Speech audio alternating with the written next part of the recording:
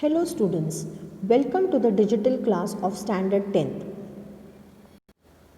Today we begin with our Science and Technology Part 1.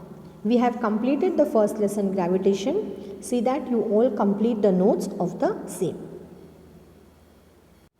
Now do you all remember in the previous classes we have studied about the types of matter?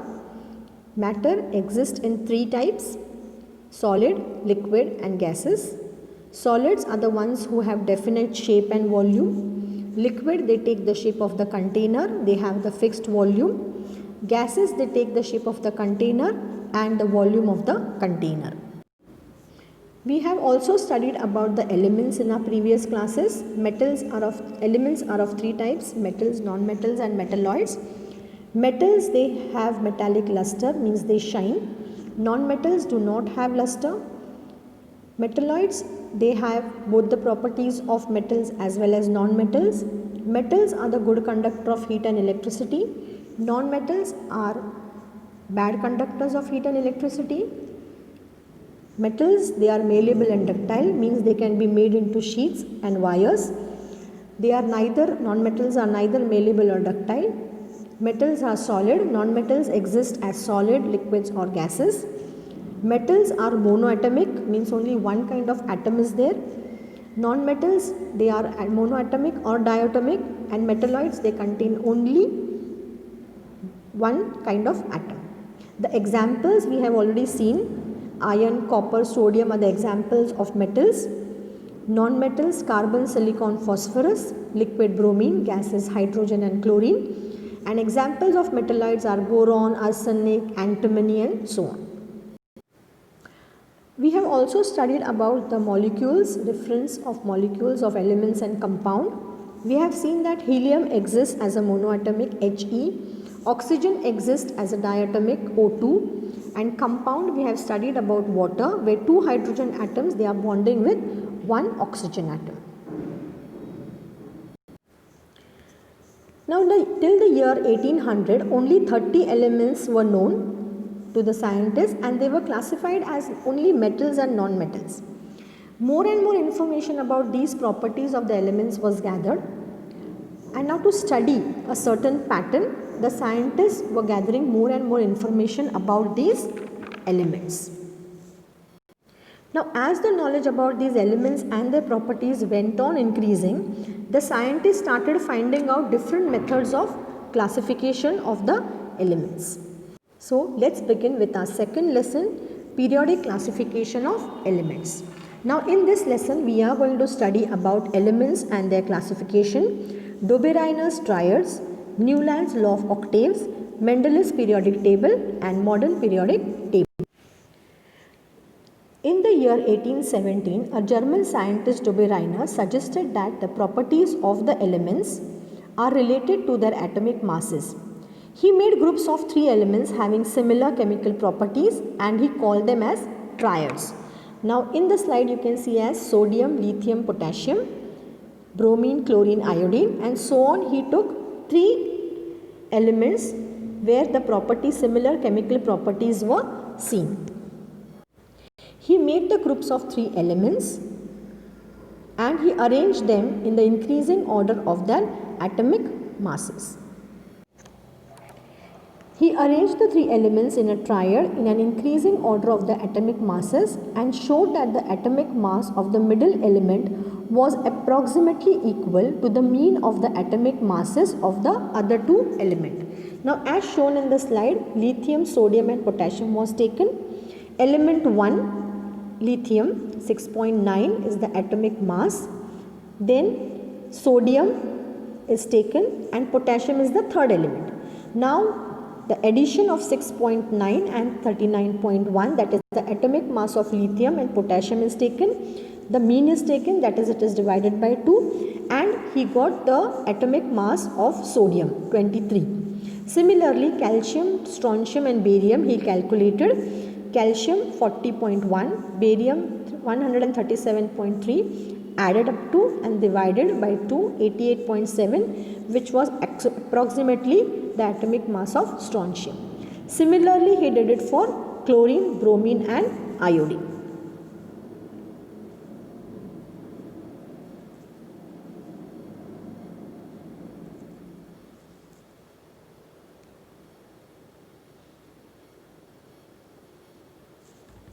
You all will write this table in your notebook. So this is Dobberiner triads.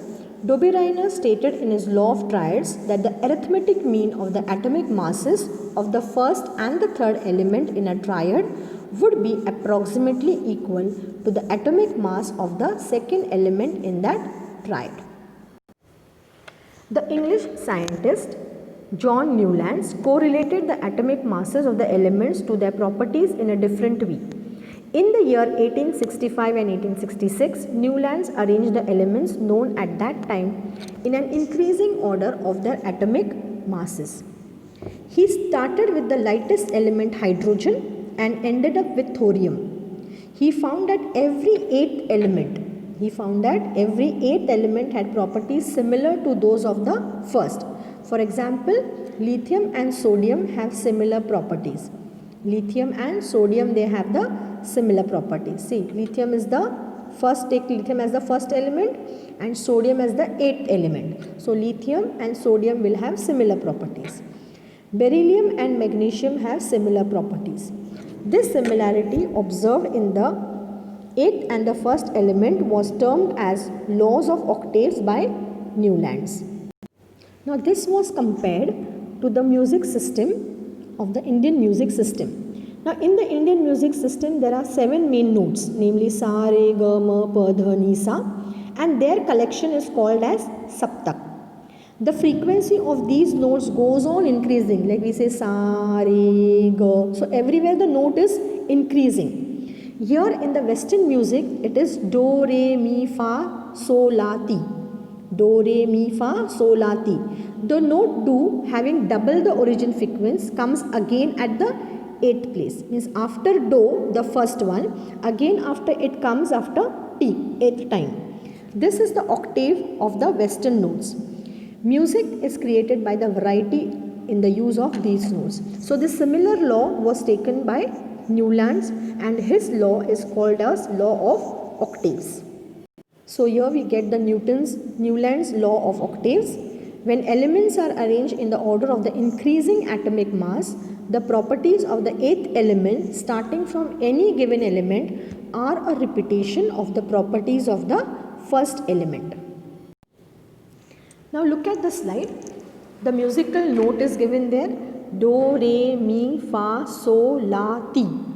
Here H, Li, Be, boron, carbon, nitrogen, oxygen, fluorine and sodium. So lithium, if it is taken as the first element and sodium as the second element, eighth element. So lithium and sodium will be showing similar properties. Now Newlands, he had some limitations. There were some limitations for the arrangement done by Newlands. Now this law was found to be applicable only up to calcium. Only up to calcium, the 20th element. Newland fitted all the known elements in the table of 7 multiplied by 8, that is 56 boxes. Newland placed 2 elements each in some boxes to accommodate all the known elements. Now for example, cobalt and nickel. Moreover, he placed some elements with different properties under the same note in the octave. For example, cobalt and nickel was kept under note do. Cobalt and nickel is kept under the note do. While iron, having similar property of cobalt and nickel, away from them along with the non-metals oxygen and sulfur under the note T. Now here Newland couldn't explain. There were some limitations for him. He placed 2 elements in one box and he did not have places for the elements which were going to be discovered later on. Here's the third scientist who gave the periodic table, Mendeleev. The Russian scientist Dmitry Mendeleev developed the periodic table of elements during the period 1869 to 1872 AD. Mendeleev's periodic table is the most important step in the classification of elements. Now, on the basis of his findings, Mendeleev stated the following periodic law. Now, what does this law state? This law states that properties of the elements are periodic function of the atomic masses. Means the elements will be arranged in the periodic table according to the increasing atomic masses. Now, as you see in the table, the vertical column in Mendel's periodic table are called as groups, while horizontal rows were called as periods. If you see this table, there are some empty places kept there. Now, Mendeleev kept these places empty so that the elements which are discovered later on can be given place into his table. There were certain merits of Mendeleev's. Elements were classified on a more fundamental basis of their atomic masses and properties. These were the advantages of Mendeleev's periodic table. Places were left vacant to accommodate the elements to be discovered in future. He could predict the properties of the elements which helped in the discovery of new elements. The inert gas elements discovered later could be placed in a separate group without disturbing the table. Demerits of Mendeleev's periodic table means he couldn't explain some things. Science is progressive. There is a freedom in science to revise the old inference by using more advanced means and methods of doing experiments. Now, these characteristics were clearly seen in Mendeleev's periodic table. While applying the law that the properties of elements are the periodic function of their atomic masses to all the known elements, Mendeleev could arrange the elements without a thought. And as a result, Mendeleev's periodic table gives lot of merits. But there were certain demerits also.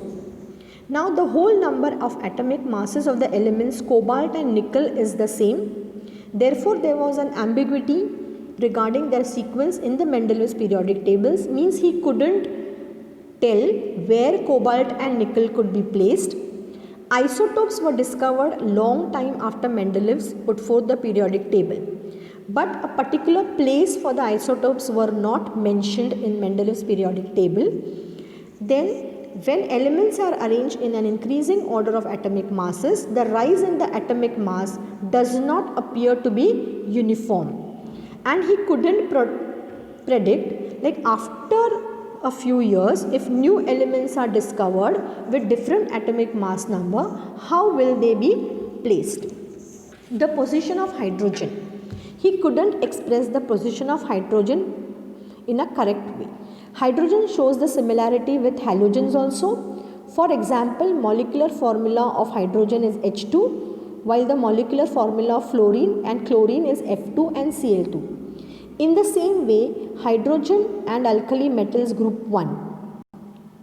Thus, there is a similarity in the chemical properties of them too, the hydrogen and alkali metals. Again, there is a similarity in the molecular formula of the compounds of hydrogen alkali metals formed with chlorine and oxygen. On considering the above properties, it cannot be decided whether hydrogen is going to be in group 1 or hydrogen is going to be in group 7. So, these are the demerits of Mendeleev's periodic table. The scientific world did not know anything about the interior of the atom when Mendeleev had put forth the periodic table. Till that time, there is an atom, and inside the atom there is a nucleus and protons and neutrons and electrons. Till that time, all these things were not discovered. After the discovery of electrons, scientists started exploring the relation between electron number of an atom and the atomic number. The atomic number in Mendeleev's periodic table only indicates the Cl number. It is not indicating the atomic number. In 1913 AD, the English scientist Henry Moseley demonstrated with the help of experiment done using X-ray tube that atomic number of an element corresponds to the positive charge on the nucleus or the number of protons in the nucleus of an atom of that element. Henry Moseley, he put forth that the atomic number is corresponding to the positive charge present in the nucleus, that is the number of protons in the nucleus is given by the atomic number. This reveals that atomic number is more fundamental property than the atomic mass. So, according to the statement, a new law was given, modern periodic law, that properties of elements are a periodic function of their atomic numbers. So, this is the new long form periodic table. The classification of the elements resulting from the arrangement of elements is an increasing order of their atomic numbers. You can see it in your textbook also. You can more visualize it more properly there, that the elements are placed according to the increasing order of their atomic number. In the modern periodic table, the elements are arranged in accordance with their atomic number. As a result, most of the drawbacks which we had seen in Mendeleev's periodic table were removed. Now, however, where that hydrogen has to be placed, that ambiguity was still there, but more or less everything was cleared in the long form periodic table.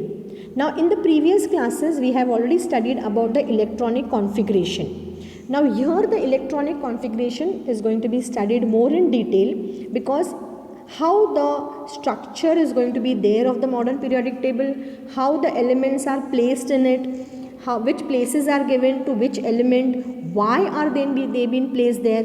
All this is we are going to study in the structure of modern periodic table. Now, according to the new modern periodic table, the table is divided into 4 blocks.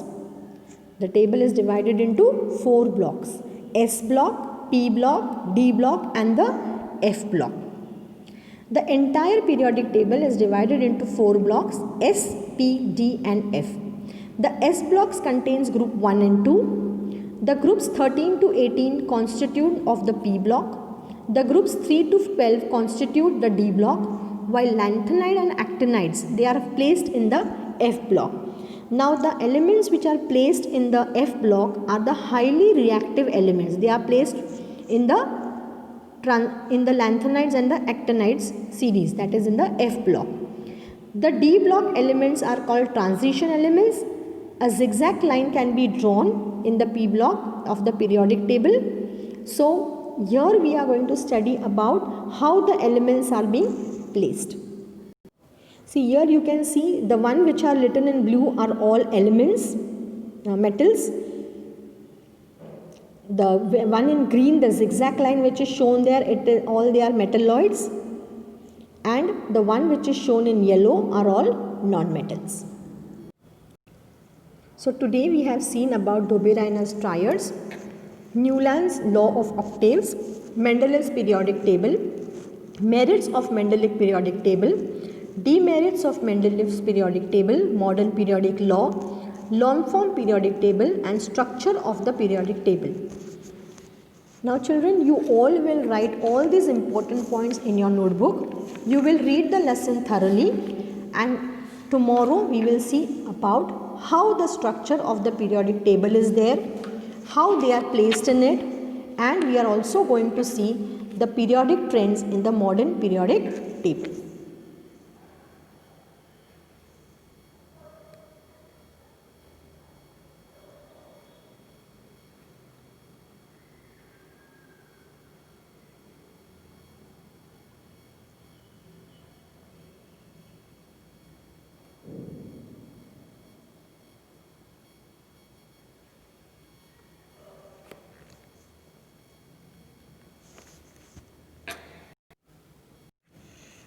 So you all will read the lesson very thoroughly.